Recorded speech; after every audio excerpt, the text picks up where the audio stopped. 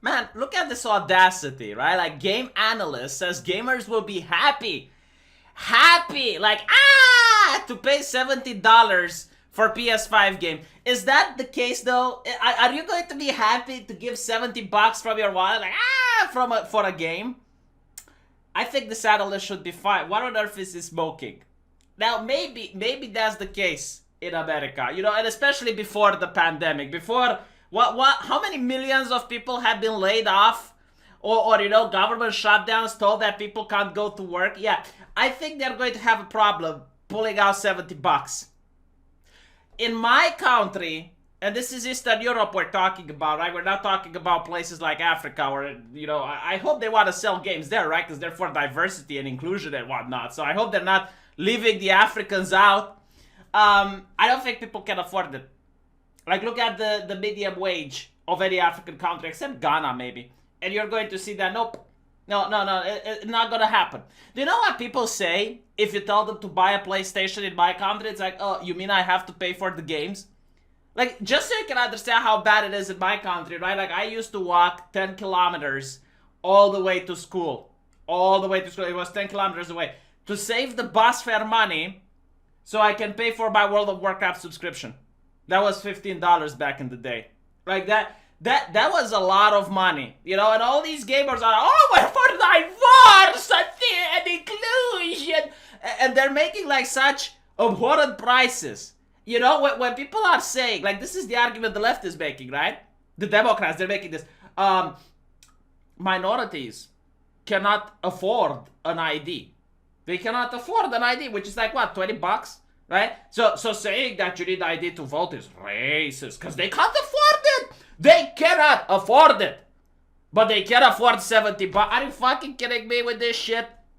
You know, all jokes aside, let's have an honest conversation now. I would understand $70 for some games, okay? If it's a brand new, innovative game, $70, okay, but when you're talking about EA games, like sports, you know, like football, literally all they do is they take the previous game, they change a little bit of lines of code here and there, they polish up the graphics, and they will sell it to you for full price. Ubisoft is no different with Far Cry and Assassin's Creed. Do you know how many assets they reuse? Do you know how many costs they cut corners with? And it really sickens me that the gaming industry, which is so predominantly overrun by the left, like they suck that leftist cock non-stop. Non-stop, they suck it. And these are the big corporations that are trying to milk every single cent out of it. But they're progressive. They're very progressive. Oh, so progressive. You know, like, this is what sickens me the most about it. Because if they were like some right-wing, you know, capitalists that were like, no, we believe in capitalism, we believe in right-wing America, American culture, or for an American company, I would be like, okay, you know, like, oh, well, no, they're savvy businessmen, you know, they believe in market economics, and all of them are socialists. I can go on the Twitter right now, I can go on the Twitter and look at Ubisoft, look at EA Games, look at all of these companies, and you will see people with the hammer and sickle in their bio. They're not even hiding it. Their pronouns, their hammer and sickle, the black flag. Oh, they're for communism. Oh, they're for socialism. And then they're like $70 for a game, motherfucker. You know, diversity and inclusion. You're poor, you don't fucking play. I genuinely, like, do not get it. Like, this is the hypocrisy that amuses me. It's not the fact that it's $70. You know, like, at the end of the day, if people aren't going to afford it, there are other ways, which I can't say on YouTube due to various terms of service and legality issues, but like, I'm sure, you know, where there's a will, there's a way. Like, gamers will usually find ways in order to entertain themselves. I'm talking about, of course, watching a Let's Stream player. You know, if you can't purchase the game, you're going to watch a Let's Stream player. No, but you get the point. Like, this is what sickens me of these companies that are like, oh, we're for diversity, but we're selling in China. You know? Activision Blizzard, $3 billion. $3 billion in profits. And you're telling me you can't sell games for $60? Is this where we're at? And all these games, they're selling you DLC. They're selling you loot boxes. If they had their way, okay, just so you can understand, if these progressive companies would have their way, Look at what Xbox One was trying to do. Do you know what Xbox One was trying to do? Do you remember this? They would have had a webcam called Kinect, and it would be always turned on. You could not turn it off. In fact, the Xbox wouldn't even function without that camera. And unless you put a rag over it, you had to have it on. And they would monitor. That's advertised. That's what it was doing. Like they actually said it. It's not a conspiracy. It's in the public domain. It's knowledge, right? They would have monitored your vitals, so your heartbeat, your breathing, everything like that, in order to compile it in a list and then sell it to game companies so that they can see which part of the game, excited the player. Motherfucker, I don't like being monetized that way. Like, if you're going to do that, like, I'm not the type of person with privacy and whatnot. No, it's like, it's fine. I get it. You can make some money out of me. My breathing can create cash. Why don't I get anything from that? Why do you not make cheaper games if I have that enabled? Like, that would have been a really great thing. Like, you play games with the webcam on so they can monitor your heartbeat or some shit, and you get a discount for the game. You get, like, free DLC or free Season 1 pass or whatnot. Like, oh, okay, fine. But, like, nothing for the consumer, except this from Bill Gates. Everything else goes to the company. The company should make money. The consumer should suck up. You know what? If the consumer actually is going to pay $70 for the next generation games, if everyone does it, then they deserve to get fucked. No, seriously.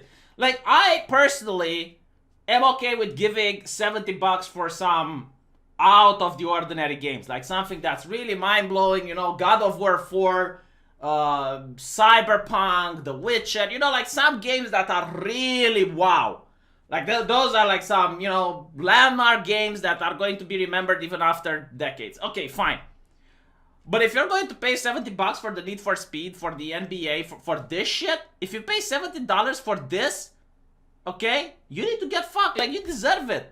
You deserve having these people put their hands into your pockets and just milking you dry like the cow that you are. You deserve having people take advantage of you. You deserve, because here's the thing. If most gamers would say no to this bullshit, it doesn't even take that long. Just don't purchase games for, I don't know, half a year. If for half a year, the overwhelming majority of gamers do not purchase, they do not consume, and they're like, you know what? Fine. $70, I'm not buying it. I'm waiting for it on sale. And you buy it when it's on sale, they will stop this shit. They will instantly stop this shit. Because that's all it takes is for you not to participate. And that shit is going to stop. But I guarantee to you, gamers won, they will probably keep buying. I even see that in the future there might be certain releases, like if they release it in Romania, for example, and I think Blizzard tried doing this.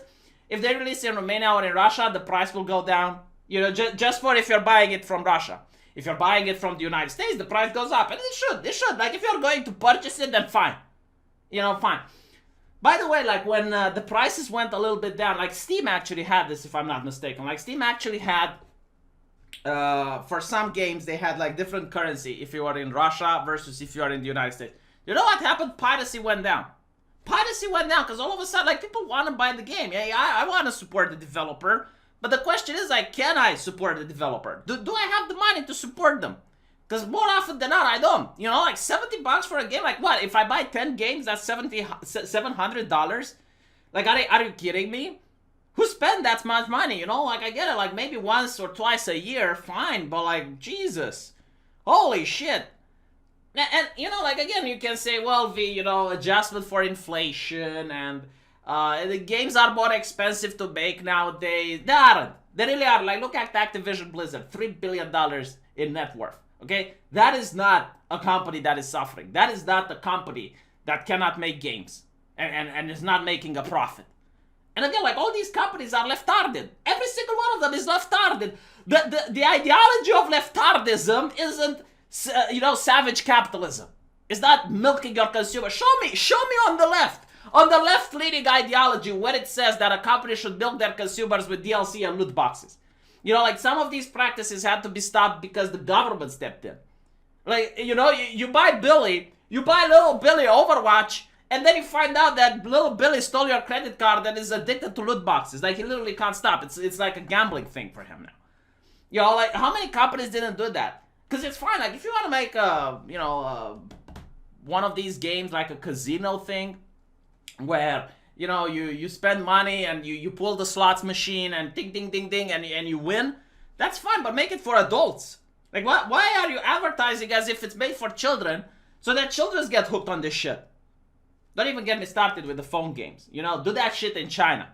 But yeah, so that's what I have to say for it. I don't feel bad for these companies, and I genuinely do not think that they're doing this because they're suffering financially or anything like that. No, they're going to put the same game, the same Assassin's Creed game that came out last year.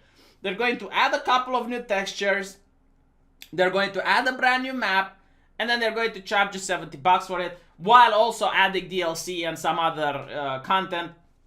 And if they can get away with it, they will also add some sort of microtransactions and shit where you can get a new armor for your horse.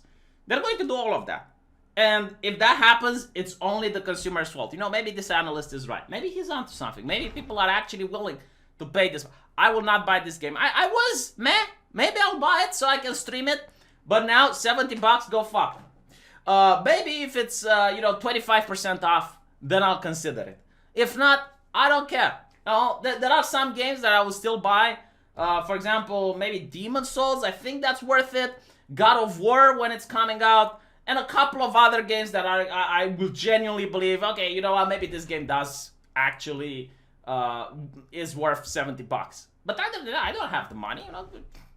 Sell it to Bill Gates or someone that has the money, because I don't.